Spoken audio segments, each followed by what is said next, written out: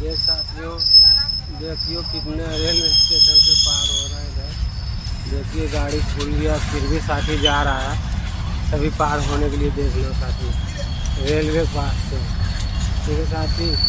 और दोस्त बहुत कठिनाई से यहाँ पे पुल ना होने के कारण दोस्त पार होने के लिए रेलवे के नीचे माल गाड़ी लगा हुआ एक पुल चुका है उस तरफ से।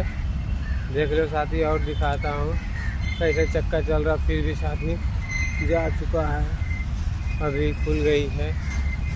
थैंक यू दोस्त।